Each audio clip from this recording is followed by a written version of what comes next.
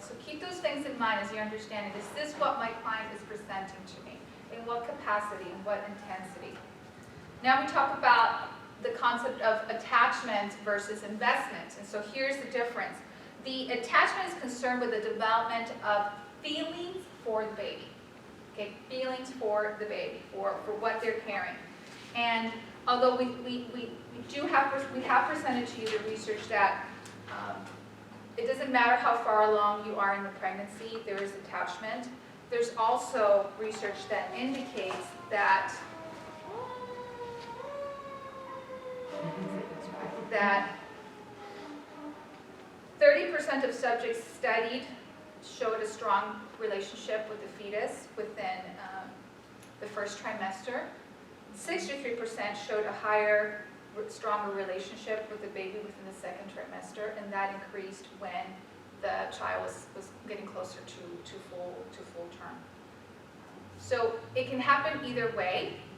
It really is about you understanding where they're coming from and what information they're conveying. Because you're not going to tell you, well, according to the research, you're not supposed to be feeling this way. You weren't further along. I'm sorry, right? We wouldn't do that, right? But it gives us a sense of awareness that research goes either way, and we want to validate and honor the experience that they're having. Now, investment has to do more with the process of being involved in the pregnancy. How am I going to tell? What clothes am I going to wear? How are we going to have that baby shower, right? What kind of names are we going to provide or come up with? But also be aware that research suggests that the capacity to form emotional bonds, even though it can be in utero, it can also be manifested strongly and negatively with the stillbirth, which I know you know. Sometimes the anxiety that is presented with that subsequent pregnancy, which is what you were noticing with Jasmine, will have an impact on your ability, or the client's ability to be involved with the pregnancy, right? Jasmine wanted nothing to do with buying things for your client because there was just a sense of fear, which is natural, right? Also, research talks about how parents can hold back from loving the current child because of the fear of not knowing whether the child is going to come to full term or not. So we have to have that sense of awareness of, again, where are they coming from? What are their fears? And help them verbalize that, because that helps us with that task of processing the pain, right? Getting as much information from them. Lastly, let's try to understand if there's a trauma bond that exists with our client. And what that has to do with is how individuals can feel loyal and supportive to a person or system that is manipulative, that is exploitive, abusive, or toxic. So it's sort of like this cognitive dissonance where there's a discrepancy between what we see as the actual reality and what our conscious beliefs are. So with a trauma bond, someone who has experienced, a very negative traumatic miscarriage experience or an abortion, the trauma bond becomes to the idea of, I need to hang on to that pain and feel stuck in that pain and not allow myself to feel the joy. So in a way it becomes abusive because it prohibits them to move through those tasks of grieving to process the pain, to find an enduring connection. The connection becomes to the pain. Does that make sense? And that may be explained as a trauma bond. Okay, which can lead to unhealthy behaviors. Usually we see that with trauma bonds, that there's unhealthy behaviors that follow. But again, we're not going to fully assume or assume at all. We're going to be aware, is this where they are coming from, right? Are they too loyal to their pain? And I remember I was helping two 22-year-olds, and I was talking to them separately, and she struggled a lot and was having suicidal ideations because of the loss. And so did he, and he had turned to marijuana use to help him cope, and also video playing, video gaming. I should know this. I have a 15-year-old. Video gaming. It's limited. Trust me, it's limited. And where she was having that suicidality, she was just at a place where I'm comfortable where I'm at. I don't feel I deserve any type of joy in this moment. Okay, so very interesting how the two of them were coping. Yes? Just about with that, I wonder how much, so if he's just more about like neurotransmitter stuff, but like if he's doing that, and he's sort of seeking kind of dopamine response, and Yes. she's in a different place and sort of, yeah, wondering how, alright, my brain, now it's like all in there, but it hasn't been, I'm formulating, but just the whole like. in You terms are of how we're- conceptualizing. Yeah, That's what I'm you're in the doing. midst of it. But like how we, are there, what sort of resources or what sort of support we're gonna give him where he's trying to seek that dopamine, Right. that response. Physical versus- activity is the Yeah. answer. At least that's what I did with him, because he's looking for escape, right? Yeah. And when we translated I heard in your story that you swim. How often do you swim? Every so often, like, can you incorporate it into your daily schedule? He's like, absolutely. Okay, so versus her sort of more depressed. right, so with her, I just had to sit with her in her Feel it. depression and just stay with her. I mean, keep her stable, obviously. So I was asking about suicidal ideations and, where you're at, what's the intensity of this, all that stuff. But she wasn't ready to hear options, whereas he was ready to transfer the use of the marijuana into something productive. Does that make sense? Does that kind of match with that intuitive and instrumental Yes. thinking as well? It does. It does. It does. And interesting, this was the case where when he initially called, he was more worried about her well-being and wanting the help for her until I was able to help him that this was his grief. And he ended up staying with me longer than she did. Yeah. Yeah. I still hope to hear from her. Okay, so now let's talk about, well, what are some of the diagnoses that you would consider? Do these make sense? Could you see adjustment anxiety with your clients? Absolutely. Could we see, I think the depression is a given, right? Although we don't want to assume, right? Right? What else do you see that speaks out to you?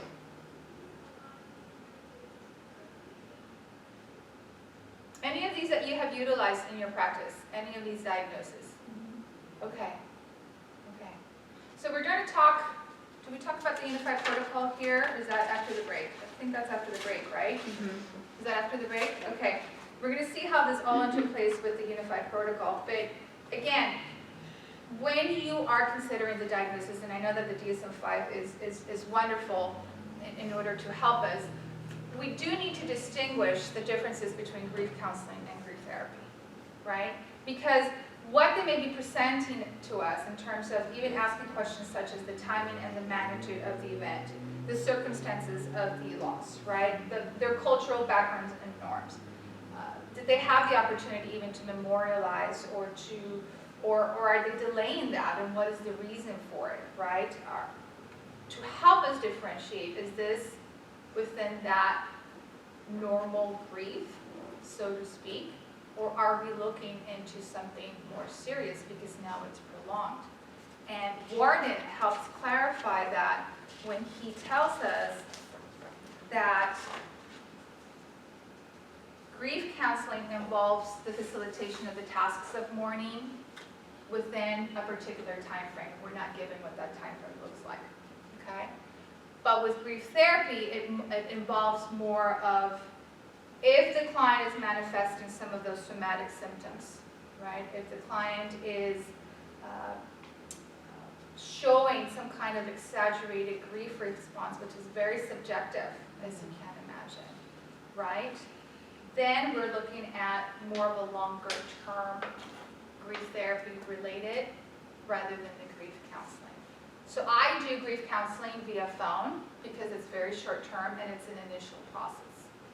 But when we notice that the client is not reporting, I'm feeling better, those manifestations of sense of hope, I was able to get out, I'm getting back into my routine, then we know that the grief is becoming prolonged, right? And when it's very clear from the beginning that the depressive features are there, okay, now we're looking at this is not grief counseling, this is going into grief therapy. You wanted to comment? Something I didn't see on there was mania, which I think sometimes people become Oh, task focused. Right, absolutely. Like super, Yes. like this is, I'm just gonna focus on all these other things, and it's almost like a manic Yes. state.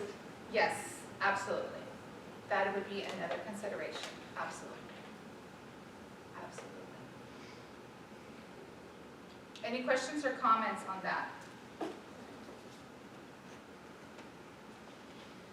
Which do you guys work more with? The grief counseling aspect or the grief therapy? I do Aspects. counseling. The grief counseling, More group therapy. grief therapy? Just trying to determine in my mind, I'm thinking it's more counseling. Sharon, I've noticed that I do more therapy, but sometimes folks are coming in for counseling and I'm like, why are they leaving already? But like, oh right, because they're kind of moving through this and this is going to be a quicker thing, but kind of checking my assumption about where are they and this has been helpful. Right, So I right, know right, you right. said that there's no like specific time frame, but in my mind, I'm also thinking like, is there a generalized time frame? Like, are we talking like a couple of sessions, a couple of months?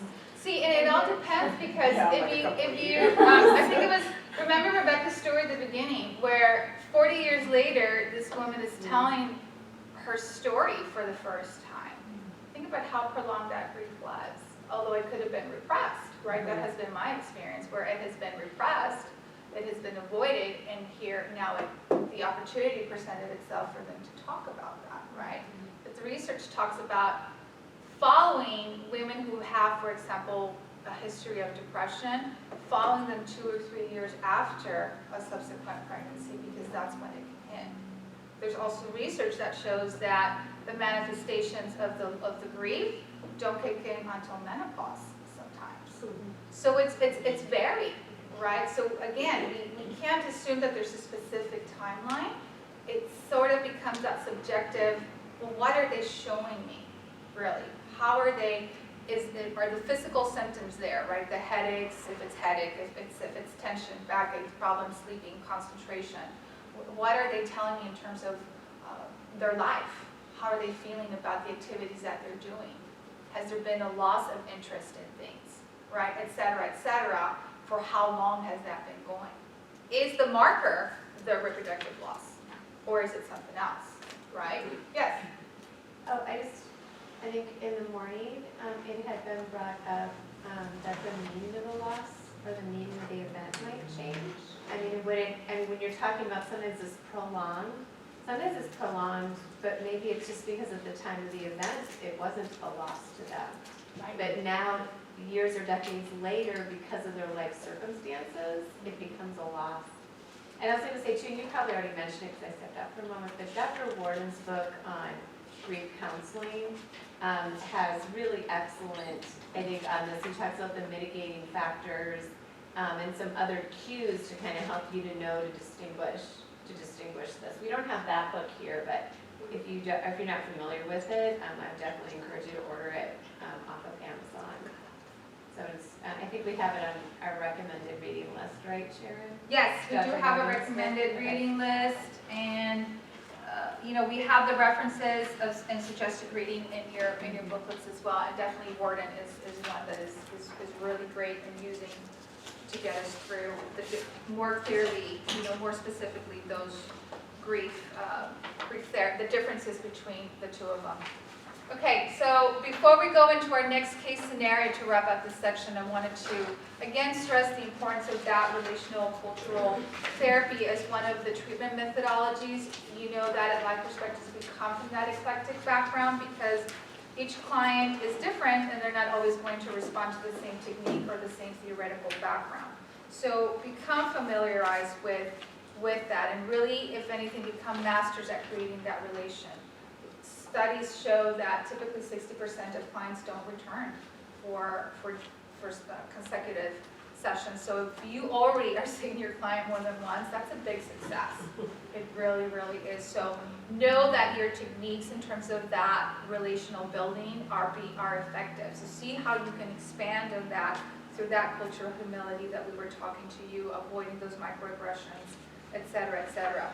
Now, when we talk about interpersonal therapy, that has to do with their interpersonal functioning and what we know and recognize because grief is interpersonal, but if we incorporate that social support system in whatever capacity we can, we're enhancing their ability to grieve. With emotional focus therapy, you guys are familiar with EFT? Oh, I love it.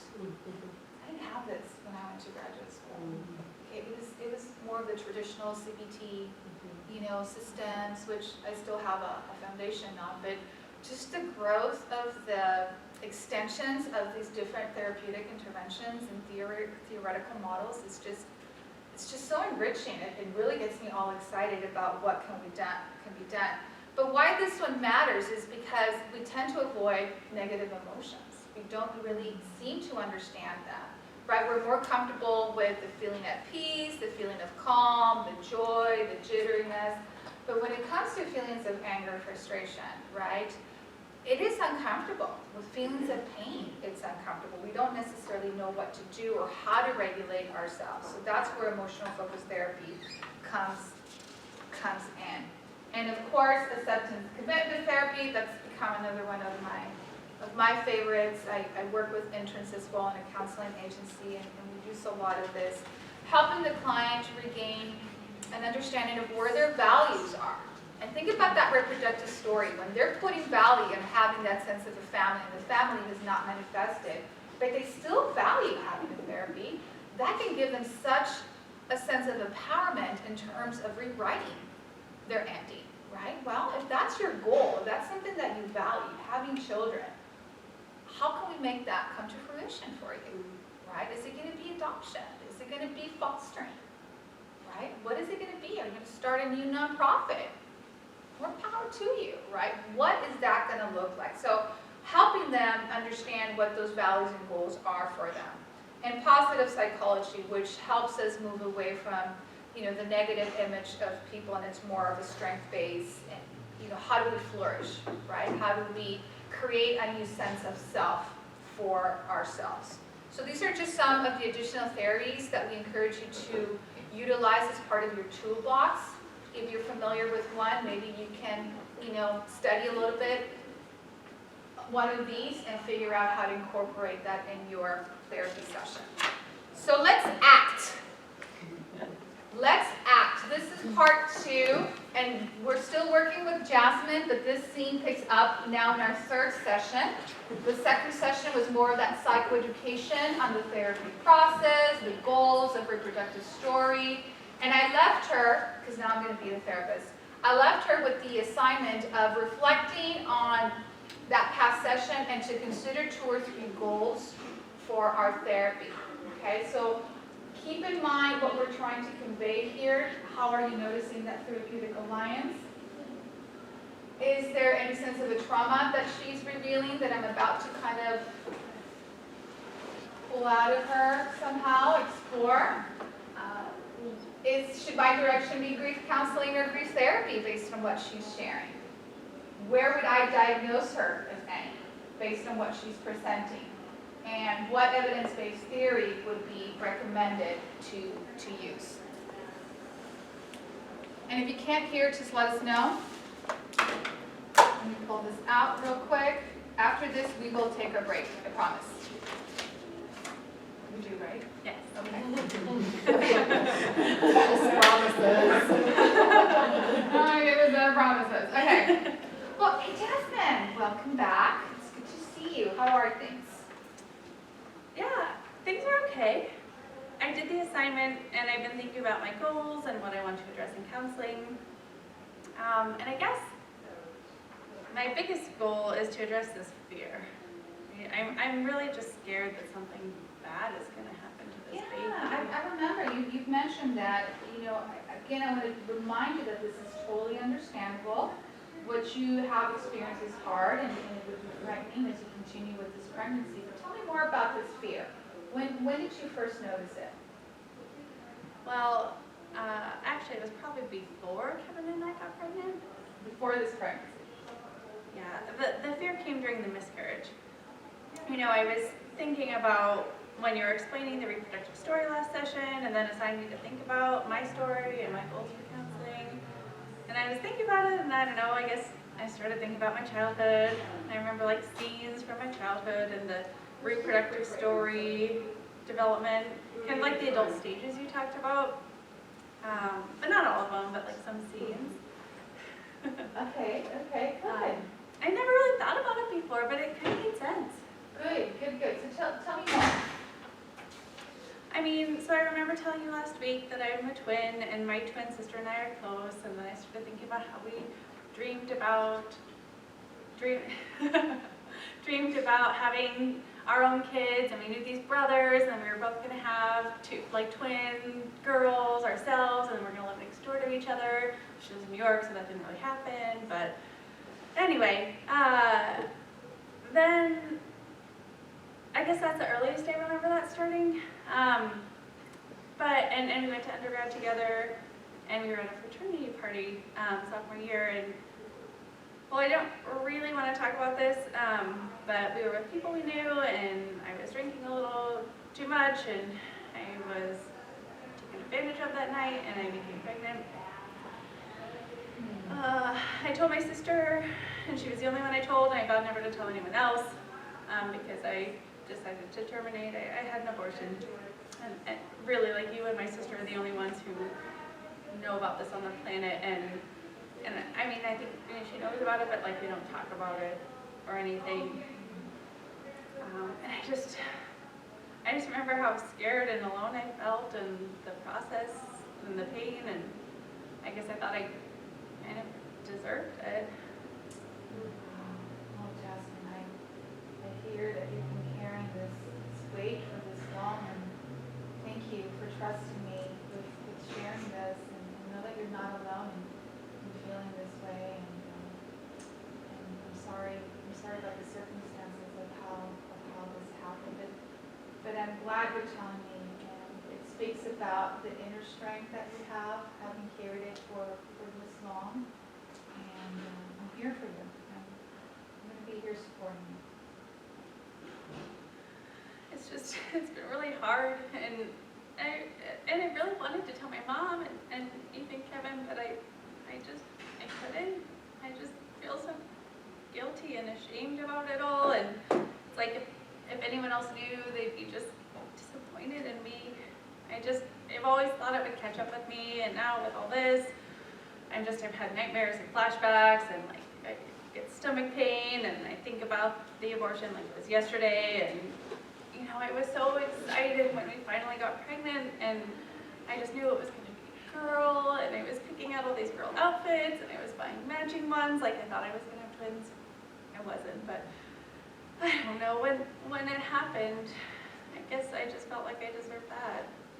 And now I'm just so scared something is going to happen with this baby, and I just don't want to buy anything ahead of time, and I don't want to be too attached. I mean, I'm hopeful, but I'm scared. Sure. I hear what you're saying, and I also understand that your fear has a history. So this is not the first time that you faced intensity of fear. So I'm also picking up other emotions, though. Like you're in the process of grieving, you've experienced loneliness, disappointment in life with the way you were taken advantage of.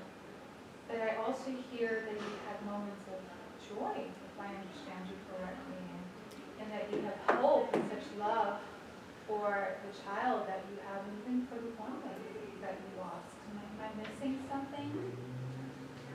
Yeah, no, I think you kind of summed it up there. I don't know. Well, as other feelings come